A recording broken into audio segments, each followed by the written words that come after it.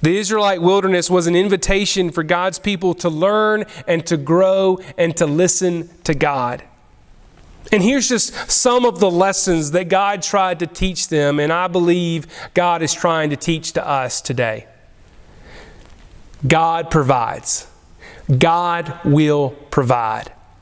We see this in our scripture. The Israelites had gone 3 days without finding a source of water. Now they had arrived at Marah, which means bitter. And the source of water was, you guessed it, bitter.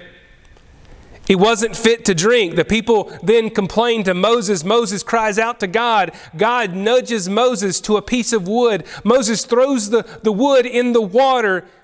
The water is now fit to drink. Case in point, God provides. At the end of our passage, God's people would camp at Elim, where there were 12 springs of water and 70 palm trees, water and shade in the wilderness. Case in point, God provides. Some of you right now are wondering if God is going to provide for you. Some of you have your doubts. Your business is shut down. The economy can't decide what it's going to do. You are worried about your job, your family, your community, and so on. I'm here to tell you God provides and God will provide. Here's another lesson from the wilderness. We need each other. We need each other. Yes, we are physically isolated. Yes, we have to practice social distancing, but that does not mean that we have to be alone or in this by ourselves. The church is made up of people, the people of God, and just because we can't be in the same building doesn't mean that we cannot connect with each other or reach out to each other or call each other or check in on each other or be there for each other. We are going to look at it in a few Sundays, but there's a great story of Moses' father-in-law, Jethro. It's a great southern name, Jethro. Moses' father-in-law, Jethro, comes to visit Moses in the wilderness.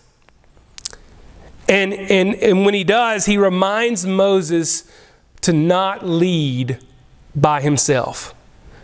Moses needed help and he needed people around him. And it's a great reminder to all of us in this time of wilderness that we are in this thing together. We need each other. I love this picture. It's a picture I took on Tuesday when I was up here at the church, and I caught one of our small groups having a socially distant small group. They just had to see each other. Because here's the thing, we need each other.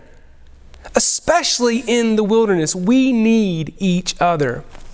And listen, if you aren't in a small group, now's the time to give it a try. 8 weeks. Try it out for 8 weeks. We can get you set up on Zoom with a group. Just message the church, call me, let me know you're interested. You can do that. You can let me know you're interested on our online connection card, and I'll get that.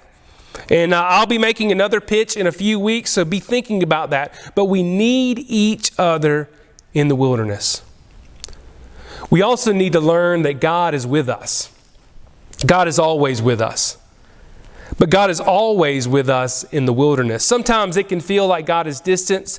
We can wonder why God let this happen. We can doubt, we can question. But I am here to tell you that God is with us. So here's what I want to say to you this morning.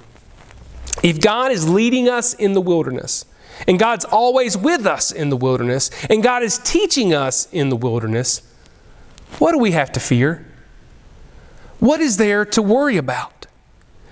As we are in this wilderness, what is there to fear and worry about? God is all around us. The only question we need to ask ourselves is, what is God trying to teach you? What is God trying to teach me?